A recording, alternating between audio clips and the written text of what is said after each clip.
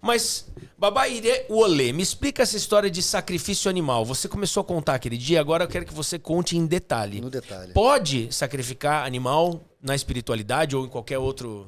Pode sim. O que acontece? Para a gente entender o sacrifício animal, a gente tem que entender o formato que a gente toma dentro do candomblé, do Ifá, do Exim, Orixá e Bili, etc. Quando a gente fala de sacrifício animal, a gente está falando de alquimia. A gente está falando de uma troca. E assim é para tudo. As pessoas perguntam muito do ebó e etc. Do como que funciona essa questão do ebó. Gente, tudo dentro da espiritualidade é uma alquimia.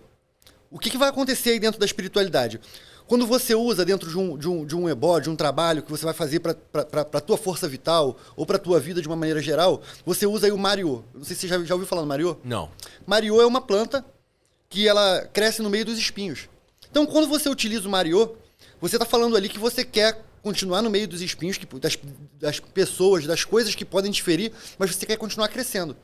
Quando você fala assim, vai oferecer um bagre, porque bagre também se mata peixe. Quando você vai oferecer um bagre, o que você está falando? O bagre é um animal que você pode pegar ele e colocar ele na lama. Ele vai enrolar, ele vai dar o jeito dele, ele vai sobreviver ali. Então, assim, a gente está falando aí de uma questão... Por mais que onde você esteja, você quer continuar a sobreviver. Você quer chegar, achar o oxigênio, achar a água e ter, por mais que seja lama, dê da lama o seu ponto de partida. Então, o sacrifício animal basicamente é isso. Quando você mata um galo, o que o galo é? O galo é a coragem. Se você soltar o galo e ele começar uma briga, ele só para quando ele morrer. Então, eu quero ser assim. Eu quero começar uma briga, eu quero começar uma estrada, um caminhar, e eu só quero parar quando eu morrer. Eu quero... Ter forças para lutar, coragem para lutar, até a morte, se for possível. Mas o animal escolhido para o sacrifício, então, tem a ver com o que a gente pretende para nós? O animal escolhido no sacrifício tem a ver com a sua necessidade. Vou dar um outro exemplo aqui, o pato. Quando você sacrifica um pato para alguma situação, o que o pato é? O pato, ele não sabe nadar, mas ele está dentro da água. Ele é um animal que voa, ele vive dentro da água. O pato faz tudo. E o pato é um animal muito resistente. O pato, é muito difícil você matar o pato. Então, ele vive acima da adversidade. Né? O mel, por que é usado o mel? Isso tudo é alquimia. A abelha, ela, não sei se você sabe, né? A abelha ela não deveria voar. Fisicamente, a abelha não deveria voar. Ela não é projetada, né? Ela não é para voar. E mesmo assim, ela voa. Então, a abelha nunca para de trabalhar.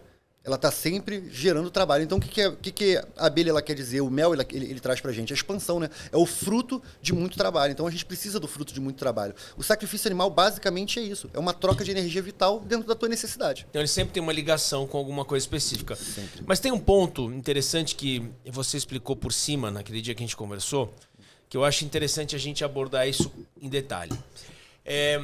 Como começou a questão do sacrifício animal? Então... Você contou a história, eu queria que você reproduzisse isso agora, sobre as pontas das asas, as patas da galinha, do frango. Etc. Como é que é isso? De onde vem? De onde começou toda essa história do sacrifício animal? Então, eu sou do culto do Ifá, né? Eu fiz Ixefá, sou da família Oreni, né? Meu babalô Ifadirã, babá, baru, boê, boxixé. Então, Como é que é? Aburu, aboê, aboxixé. Aburu, aboê, e seus pedidos sejam aceitos, é Legal. Uma reverenciação que a gente tem de Ifá, e a resposta que ele me dá é Aboató, Suriori, Ofum, né? Que tudo aquilo que você quer se realize. E assim vai. Então, o que acontece? Quando no Ifá existe uma coisa chamada Essé. O que é Essé? Essé são historinhas, são itãs, que a gente chama, são histórias que são contadas dentro dos Odus. Odu são os destinos. A gente acredita que existem 16 Odus Meiji e 256 Omodus, né? 16 entrelaçados entre eles, 16 vezes 16, 256. Então a gente acredita que existem esse número de destinos, né? De caminhos, de Odus, dentro da vida do ser humano. E dentro desses Odus contam histórias. E para explicar a vida, para explicar o culto, para explicar tudo, né? Eu tenho uma apostila com mais de 8.000 páginas, cada uma com 6 essés. Então existem milhares e milhares de essés, isso que a gente conhece, na África tem muito mais. Então, o que acontece? Uma dessas essés fala isso. Ela vem falando que um dia, esses 16 Odus Meiji, eles vieram para a Terra. Eledumare, Deus, né, mandou que os Odus viessem para a Terra, ver como é que estava, o que estava acontecendo aqui, como as coisas estavam. Né? E quando eles chegaram aqui na Terra, Oxeturá era um desses Odus. Né? Oxeturá, o que ele fez? Eles comiam, era um Odu muito pobre, então eles comiam e cortavam as partes dos animais que eles não iam comer, a ponta das asas, as patas, a cabeça e o final do rabo, e davam para Oxeturá. E Oxeturá comia aquilo e guardava os ossos. E aí, um dia, Deus, Ledumare, mandou que os Odus voltassem pro Orum, pro céu. E Deus perguntou, e aí, como é que tá a terra? E os Odus falaram para ele, não, tá legal e tal, começaram a contar. Deus falou, tudo bem, mas o que vocês trouxeram para me provar o que vocês estão falando? E aí ninguém levou nada, mas Oxeturá levou dentro de uma bolsinha os ossos.